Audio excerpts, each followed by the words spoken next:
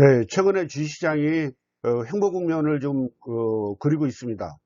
지금 이제 어느 정도 좀 조정 장세에 들어가 있는 느낌이 드는데, 저는 이제 이 순간에 조정은 이제 어느 정도 마무리됐다.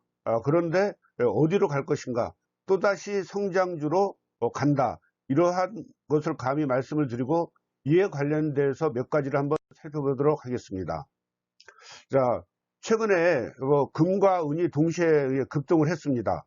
물론 여러분도 잘 알다시피 금은 코로나 사태 이후에 지속적으로 상승을 했는데, 최근 들어와서 은의 상승률이 금의 상승률을 지금 압도하고 있습니다. 이런 상승에 대한 배경에서 관심이 좀 쏠리고 있기는 합니다만은, 잘 아시겠지만 금은 이제 안전자산과 관련된 선호 심리가 그 배경이 되겠죠. 은 당연히 이제 경기 회복과 관련된 배경을 가지고 있는데, 이는 이제 최근에 중국 경제가 점진적인 그 회복세에 어떤 기대감이 있어서 은이 상승한다고 얘기를 하고 있습니다. 물론 이제 은은 하고 있습니다. 그런데 이제 그럼 이것만은 가지고 얘기를 할 수가 있느냐? 아닙니다. 이것은 일부이기는 하지만 전체를 얘기하기는 좀 힘들거든요. 그러면 무엇이냐? 이제 금의 지금 금과 은이 동시에 가격이 상승하는 배경에는 금리가 중요한데, 미국의 10년 만기 실질 금리가 현재 마이너스 0.91까지 지금 하락했습니다. 거의 마이너스 1% 수준인데, 잘 알다시피 실질 금리는 명목금리 마이너스 물가상승률입니다. 그런데 이 밑에 이제 도표를 한번 보시죠. 10년 만기 국채, 미국의 10년 만기 국채 기준을 했을 때 명목 금리는 대략 지금 0.6% 수준에서 횡보를 지금 하고 있습니다. 그리고 물가 상승률을 본다면 최근에 물가 상승률이 우상향을 하고 있습니다. 즉 아까 말씀드렸듯이 실질금리는 명목금리 마이너스 물가상승률인데, 명목금리가 횡보를 하고 있는 중에 물가상승률이 기대 인플레이션이 계속 오르고 있으니, 당연히 실질금리는 계속해서 떨어져서 거의 마이너스 1% 수준까지 지금 떨어져 있는 상황이죠. 그렇다고 한다면, 그럼 이런 실질금리가 이러한 조정을 끝내고 턴어라운드 해서 상승할 수 있을 것이냐? 그렇지는 않을 것으로 생각합니다. 여러분도 잘 알겠지만은 최근에 FOMC 회의에서 지속적으로 제로금리를 유지하겠다, 지속적으로 돈을 풀겠다, 그 다음에 최근에 삐그덕거리고는 있지만 미국 정부에서도 재정정책을 지속적으로 하겠다, 단지 그 이제 금액이 문제가 되겠죠. 이런 얘기를 한다면 결국 돈을 풀고 금리를 기준금리를 어느 정도 유지한다는 것은 명목금리가 상승하기를 좀 어렵겠죠. 그런데 미국의 어떤 재정정책으로 인해서 재정정책으로 인한 돈이 풀린다면 그것은 기대 인플레이션 상승으로 이어질 가능성이 높습니다. 당연히 향후에도 실질금리는 꼭 마이너스 1% 수준은 아니겠지만 마이너스권에서 계속해서 머무르 있을 가능성이 많다고 여러분들은 보시면 될 것 같습니다. 그런데 이와 관련돼서 또 하나 좀 살펴볼 것은 달러 가치인데, 달러 가치와 관련돼서는 여러분들이 좀 살펴봐야 될 게 국제 유동성 지수입니다. 국제 유동성 지수와 관련돼서 아래 좌측에 이제 도표를 한번 보시면 알 수 있는데요. 이제 국제 유동성 지수가 제로라는 것은, 이것은 적정하게 유동성이 풀려 있는 상태입니다. 그래서 제로 이상이면은 국제적으로 유동성이 과잉 상태다, 유동성이 너무 많이 풀려서 인플레이션 문제가 있을 수 있다, 이렇게 보통 평가를 하고 있고요. 마이너스권이라고 한다면 돈을 좀 더 풀어야 된다, 즉 돈이 좀 국제적으로 좀 부족하다, 이렇게 평가를 하고 있습니다. 그런데 최근의 그래프를 보면 어떠냐면은 잘 알다시피 코로나 사태로 인해서 국제 유동성이 굉장히 많이 큰 폭으로 하락해서 역사적 저점까지 쭉 빠져 있었었는데 급등하기는 했습니다.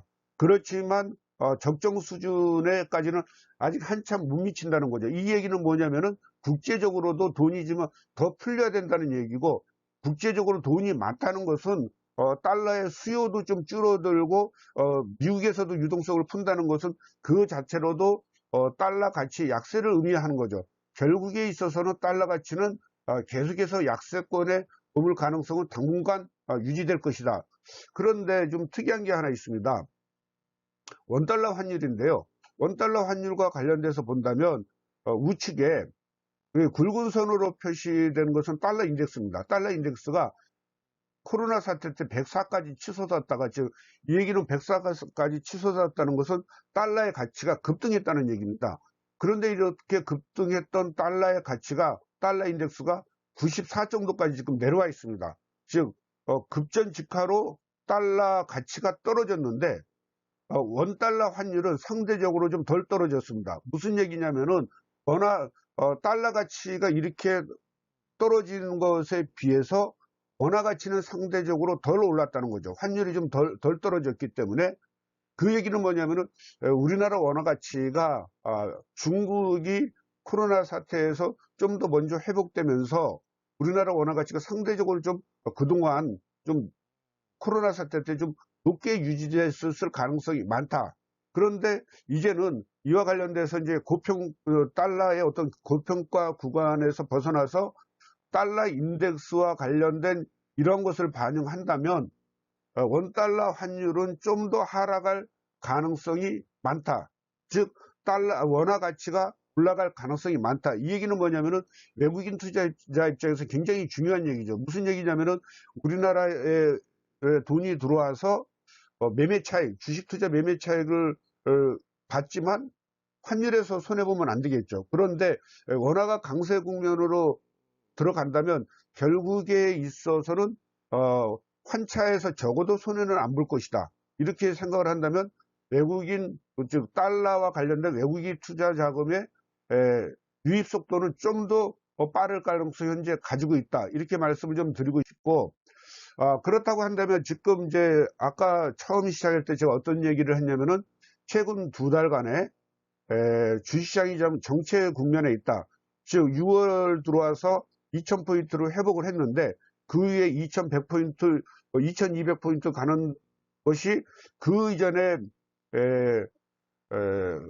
그 코스피 상승과 관련돼서 속도가 좀 정체 국면에 있는 느낌이 있지 않습니까? 자, 이와 관련돼서 2009년 사례를 한번 보도록 하죠.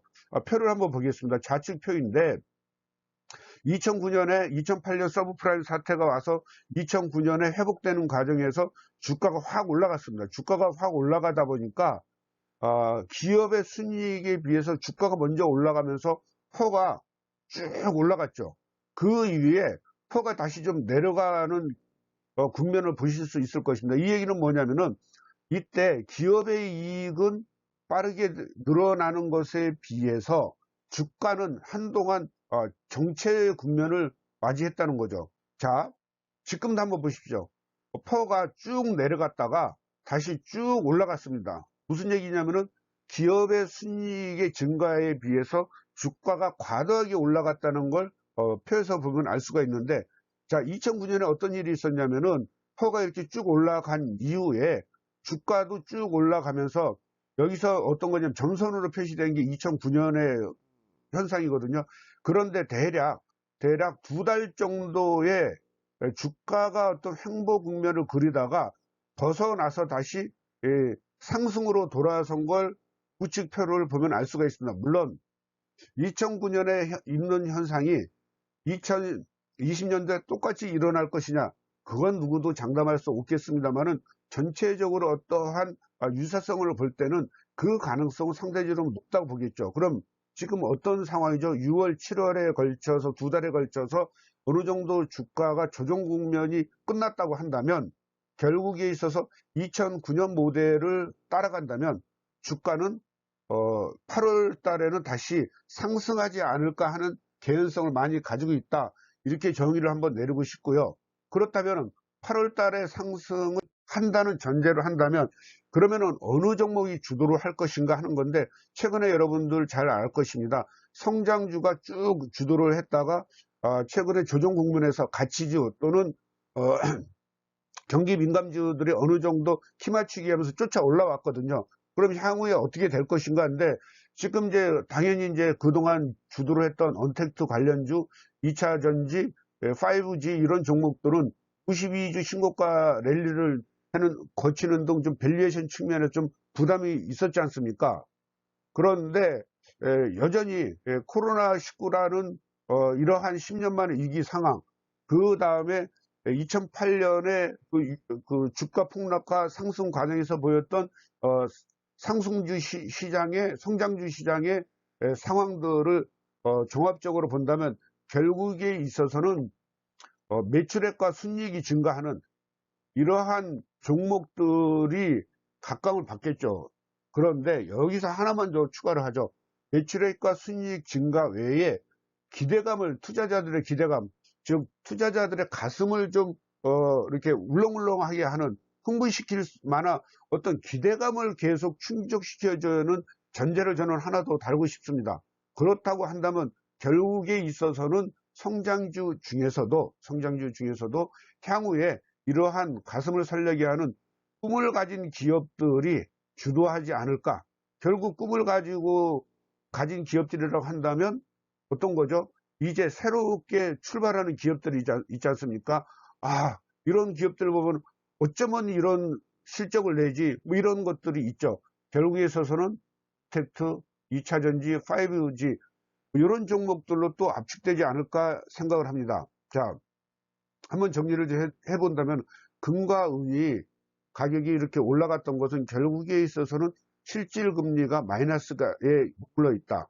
아까 얘기했지만 은행에다가 돈을 넣어서 명목금리는 받겠지만 물가상승률에 비해서 이것이 더 낮기 때문에 마이너스 금리 수준이죠. 일정 기간 은행에다 돈을 넣어놨는데 결국에 있어서는 화폐의 가치는 더 떨어졌다는 거죠. 그러니 이런 부분을 상쇄하기 위해서 글로벌 유동성은 투자형 자산으로 갈 수밖에 없고, 투자형 자산에서 최근에 민감하게 반응했던 금과 은 뭐 이런 종목들이 상승을 했고, 달러 가치 또한 지금 현재 계속해서 하락하고 있고, 그에 비해서 원달러 환율은 좀 덜 하락했는데, 즉 원달러 환율이 좀 더 하락할 가능성도 많이 가지고 있고, 그 얘기는 외국인 투자자들의 입장에서 본다면 한국 주식시장은 꽤 매력적인 투자 시장이고 꽤 매력적인 투자 시장인데, 우리나라 주식시장을 본다면 결국에 있어서는 우리나라 주식시장의 텍트 관련주, 2차 전지 관련주, 5G 관련주들은 충분히 가지고 있지 않습니까? 그렇다면은 결국에 있어서 2달 정도의 어떤 조정 국면 이후에 우리나라 주식시장이 다시 상승 모드로 진입할 가능성이 높지 않을까, 이렇게 저는 판단을 하고 있습니다. 투자자 여러분도 이런 범위 내에서 좋은 종목을 선별한다면 좋은 결과가 있지 않을까 생각합니다. 안녕하세요. 뻔뻔한 투자연구소 조성현이었습니다. 여러분의 투자 생활이 펀펀할 때까지, 여러분의 투자 생활이 즐거울 때까지 영원히 함께 하겠습니다. 구독, 좋아요 많이 눌러주세요. 감사합니다.